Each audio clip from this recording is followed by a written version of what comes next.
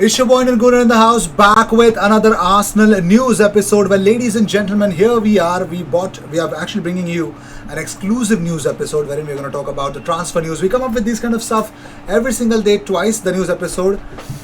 Yes, and most importantly, we've got some really interesting and exciting new talents being linked to Arsenal. But this time, the link is really stronger, like it is during some days of the 365 days that we actually cover this type of content. So if you seek daily Arsenal news, best place to be. Fire in your comments and let me know what you guys feel about the players that are actually coming up on this channel. If you seek FIFA rebuild content, it's actually coming up on the other channel, the link of which is in the description that you can check it out. So without any further ado, let's just jump into the first news that we have here for you guys. It's about Alex Lacazette. So it looks like, according to CM.com and Sport Witness, Alex Lacazette is a dream signing for AS Roma. He has been close to Roma for years, but the next transfer window would be the right time to sign him as a player, and Arsenal could be heading towards a separation. So it could be that he would be the one to replace Edin Dzeko to Roma. Well, Roma would be unstoppable if that happens, but Roma are stingy bastards. I don't think so they're going to pay. I really don't. That's just shit. Moving on, so talking about more stuff, as I already mentioned, as things currently stand, there is still no agreement in place yet between Arsenal and Folarin Balogun, and it looks like he is definitely going to get away. He's got a lot of offers from England and abroad. Folarin Balogun is definitely going to leave Arsenal. It's as things stand. I don't want it to happen, but yes, that is what looks like it might happen. So as things change, we're going to talk about the Canaries, the creative midfielder Emi Buendia. A source close to Football League World has exclusively confirmed to Football League that that the Gunners are staying in touch with Norwich in terms of a move for Buendia, and the Canaries may even drop their 40 million pound price tag if Buendia actually wants to leave. The Argentinian midfielder, who has 22 goals and assists so far this season, will cost at least north of 30 million pounds. Norwich won't stand in Buendia's way should he want to switch to one of the top clubs. Now let's talk about a detailed review. So Norwich City could lose Emi Buendia, with Arsenal really getting him. He's actually flying alongside the Canaries in the Championship, and they're 10 points clear at the top from their nearest rivals, Brentford, with Buendia being a key man in that run. His winning goal over the Bees on Wednesday was his 10th goal of the season, and he also notched up 12 assists to become the first player in the league to hit a double-double in terms of goal contributions this season. He's killing it. He's definitely killing it. So Buendia could be the key player to send Norwich back to the Premier League, but he may not even be around to play for them again in the top flight, because Arsenal are really knocking on the door. And as the legend says, when Arsenal knock on the door of a player, it's a different kind of a knock. Let me know in the comments if you remember who said that. A legend said that. That's the hint. So let's talk about another youngster that Arsenal was linked in the previous transfer window as well. Before the end of it, Arsenal and West Ham United are among those paying an increasingly keen interest in Brentford striker Ivan Toney. If Brentford fail to go up in the next 2 months, there's a good chance that they will bid farewell to him, deeming a fee of close to 30 million pounds looking like to be acceptable, according to Alan Smith. So it looks like Ivan Toney might end his Brentford association soon if they fail to qualify. It happened once, might happen twice as well. But it's good to see Arsenal getting linked with him. He's actually a very promising striker. Well, moving on, so it looks like it's a strange thing that I would want to discuss with you guys, is that Liverpool are likely to qualify for the third tier of European football competitions, the Europa Conference League, ahead of Arsenal and Tottenham, even if they finish in their current position, according to Mirror Football. Tottenham, who are underdogs to beat Man City in the Carabao Cup final, could qualify instead, but should Pep Guardiola's men retain the competition, then it is highly likely that the 7th placed side will enter the competition, and currently there's only one 7th placed side who's really tottering at that spot, is Liverpool. Sadly as it sounds. So the 7th place team might enter into the contention to actually enter Europa League next season via some qualifiers competition. So yes, that's where Liverpool is going to end up. Sad.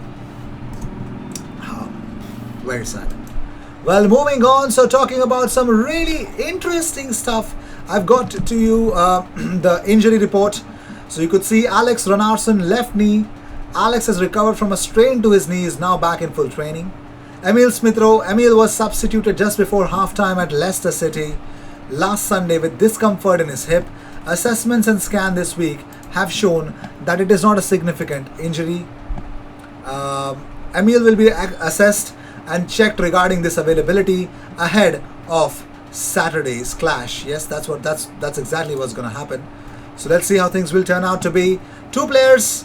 Emil is back, but he's going to be assessed and checked. But Runarsson is on, ladies and gentlemen. Yes, that is the thing, and that is the reality. Moving on, so Aubameyang was asked on the fastest players in the squad apart from him. He said, top three apart from me. You put me on the side, and I think Kieran Tierney. But first, I'm sorry, I just forgot it. So Arsenal under 23s draw against Southampton 2-2. The goals from Deuce Moller got a penalty, and Kiddo Taylor-Hart scored a goal as well. Sadly, Kiddo Taylor-Hart will be leaving. So where I was Aubameyang on the fastest players in the squad. Top three, number one, he says, apart from me, you put me on the side, I think Kieran Tierney. He asked me to do a race against him because the stats are talking for him. Maybe he's quicker than me, so let's do it. And talking about others, he said, I think it was Ainsley Maitland-Niles, but he left, but he will come back, so we can do a race whenever. And Reece Nelson is there as well. So yes, these are the quick footballers that are actually quicker than Aubameyang according to him, and he's acknowledged that fact, so that's crazy. So finally, yes, Reece Nelson is that as well. So finally, Arsene Wenger has come up with his explanation, with his proposal to change the offside rule. So this is what he's come up with. He said, you will not be offside if any part of the body that can score a goal is in line with the last defender, even if other parts of the attacker's body are in front. Okay, that's actually mixed reactions. It partly solves the issue. According to me, there's got to be more to it. There's got to be the line is where things have to change. So let me know what you guys feel about it. Do you guys really believe this attempt from Arsene Wenger is going to change football forever, or rather is going to for the better or is for the worse? Let me know what you guys feel about it. So will not be offside if any part of the body that can score a goal is in line with the last defender. It's actually better than what it is currently. Right now it's shambles. The VAR is supremely shambles. Yeah. So let me know in the comments what you guys actually feel about it. And also in the comments, let me know, Alex Lacazette's association with Arsenal is about to end. Should he actually go away? If so, how much should be the price tag? Moving on. So talking about more aspects of the game, let's talk about the three players that Arsenal were supposed to sign but failed miserably. Yes, I'm going to talk about Jadon Sancho, Jude Bellingham and Christian Pulisic. Charles Watts with the report, ladies and gentlemen. So yes, Steve Morrow, the former head of youth recruitment at Arsenal, tells the goal about some near misses in the transfer market. Leo Messi, Ronaldo, Zlatan, Mbappe. There are more big names that you can actually hear. So this is what Morrow said to goal. He said, every top club will say there were near misses.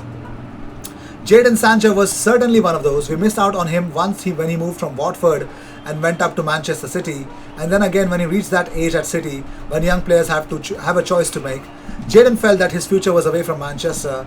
And we were very, very close to signing him, but the family felt at the time that the best opportunity for him was at Dortmund, and off he went. There have been others. Jude Bellingham was another one that was very similar to that. Yes, I remember reporting Jude Bellingham a lot.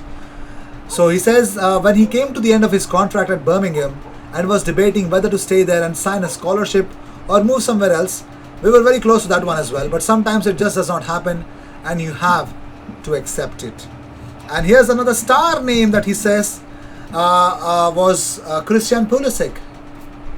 He says, through our connections in the States, Christian was one that I actually had one over at London Colney as a 14-year-old, recalls Morrow of the Chelsea winger. He said, he came in and did quite well, but he was small and underdeveloped physically when he came to us.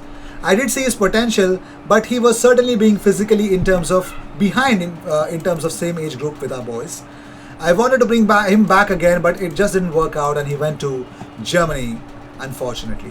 When you are at a big club like Arsenal, you have to be aware of everyone who is out there, and it was my job to make sure we were being competitive and in the market for the best players around. Right from the age of under nines, when you first start academy football, that is a really competitive age group. Trying to identify those best young players in the London area that every other club like Chelsea, Tottenham, and West Ham are looking at, and getting them into a system and then keeping them all the way through was a big, big challenge. So this is what the report is all about. So that's what I've got for you guys. So stay tuned for more Arsenal content. Consider subscribing if you seek daily Arsenal content. I will see you in the next one. Cheers. Bye bye.